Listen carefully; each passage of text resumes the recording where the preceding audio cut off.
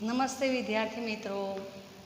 આ સુંદર મજાના હમણાં વાતાવરણની અંદર આપણે અભ્યાસક્રમ ફરી પાછો ચાલુ થયો છે।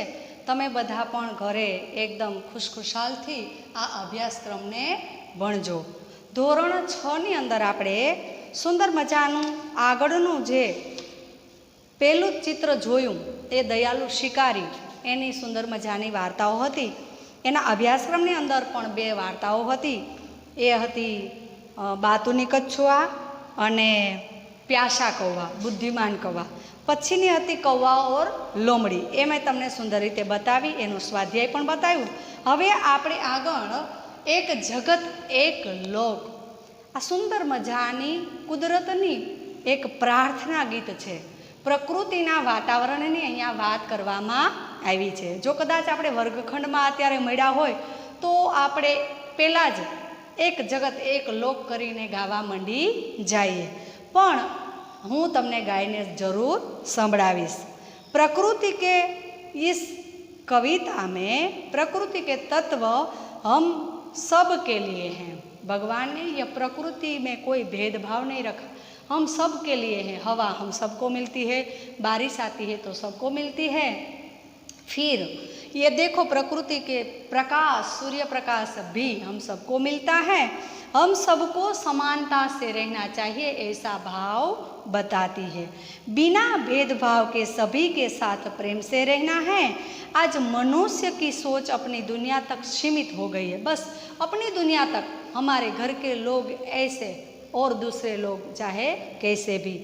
इसलिए इस कविता में कवि ने रचना करते हुए कहा है कि प्रकृति किसी के सामने भेदभाव नहीं करती तो हमें क्यों भेद में पड़ना चाहिए। इस काव्य का भाव एक राष्ट्रवाद की संकीर्णता के ऊपर उठकर विश्व बंधुत्व की भावना विकसित की गई है। विश्व बंधुत्व, यह विश्व हमारे भाई भाई जैसे हैं, सब लोग भाई भाईचारा से रहना चाहिए, मिलजुल कर रहने का प्रयत्न करना चाहिए। देखो चित्र भी बहुत अच्छी तरह से दिखाया गया है। देखो इधर सूर्य प्रकाश है, पर्वत है, बच्चे भगवान से प्रार्थना कर रहे हैं, राष्ट्र ध्वज है और हमारे देश के सब लोग हिल मिल कर रहने का संदेश देते हैं। इधर दूसरे चित्र में देखते हैं तो भी देखो नदियाँ बहती है, झरने बहते हैं, सूर्य का प्रकाश है, पेड़ है, पर्वत है। और इधर देखते हैं तो मंदिर, मस्जिद, गिरजाघर और सब मिलकर हम भाईचारा की भावना से रहने का संदेश दिया गया है। जो बाळको पहला આપણે જ્યારે फेर नोट बनावવાની શરૂઆત કરીએ ત્યારે પહેલાં શબ્દાર્થ લખી લઈએ। અહીંયા પણ પાઠ્યની અંદર તમને સુંદર મજાના શબ્દાર્થ આપેલા છે અને એ શબ્દાર્થ પહેલાં તમારે લખી લેવાના રહેશે। શબ્દાર્થ લખી લ્યો એટલે તમને ભાવાર્થ આરામથી સારી રીતે સમજી શકાય। ચાલો હું તમને આ કવિતા સુંદર મજાની સમજાવું। એક જગત એક લોક सबका है एक मान। आ एक जगत है, विश्व एक ही है। सृष्टि के सृजनहार भगवान ने एक ही सृष्टि बनाई है। एक जगत है, एक लोक है, सबका एक समान मान सम्मान एक समान होना ही चाहिए। एक चंद्र, एक सूर्य, एक भूमि, एक आसमान। हाँ, प्रकृति के जो तत्व हैं वह चंद्र भी एक ही है, सूर्य भी एक ही है, भूमि धरती भी एक ही है और आसमान भी एक ही है। सूर्य हमें मिलता है और आपको नहीं मिलता ऐसा नहीं है, नहीं। एक चंद्र, एक सूर्य, एक भूमि, एक आसमान, एक तेज, एक हवा, एक ही पानी। क्या कहा है? एक तेज, ये हवा चलती है तो एक घर में चलती है, दूसरे के घर में नहीं, ऐसा है नहीं। एक हवा, एक तेज। देखो सूर्य का प्रकाश मिलता है तो एक के घर में है, एक दूसरे के घर में नहीं, ऐसा है नहीं।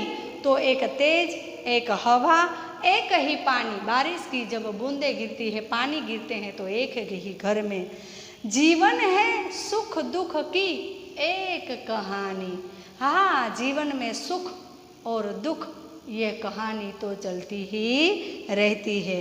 एक देह एक रक्त एक अस्थि एक प्राण। एक देह, शरीर भी हमारा कैसा बना है? एक ही जैसे। मनुष्य का शरीर, हाँ किसी का गोरा काला, लेकिन एक ही देह है और उसमें जो रक्त भरा हुआ है, लोही है, वह भी एक जैसा लाल ही। एक अस्थि, हड्डियां है जो हमारी, वह एक ही जैसी है। और एक प्राण, हमारे जीवन में जो प्राण है, जीव है, वह भी एक ही है। इसलिए एक जगत एक लोक, सबका है एक मान, सबका एक सम्मान, मान सम्मान होना चाहिए। फिर कवि ने क्या लिखा? हर्ष भरे गाए हम राग सुहाने। हर्ष आनंद में आकर हम गाते हैं ऐसे राग सुहाने, वह कंठ में राग भी एक हैं।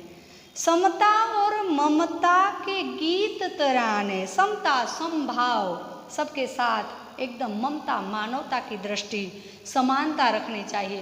कोई ऊंच नहीं, कोई नीच नहीं, यह सब समानता की भाव से हमें एक राग में गीत गाना चाहिए। घर घर में गूंज रहा निष्दिन यह मधुर गान। देखो, घर घर में बहुत अच्छी तरह से गाना गाते हैं, गूंजते हैं गीत। इसलिए कवि ने कहा, एक जगत एक लोक, सबका है एक मान। फिर क्या कहा? राष्ट्रों में ऐक्य यही कर्म हमारा। यह राष्ट्र में हमारा कर्म क्या है?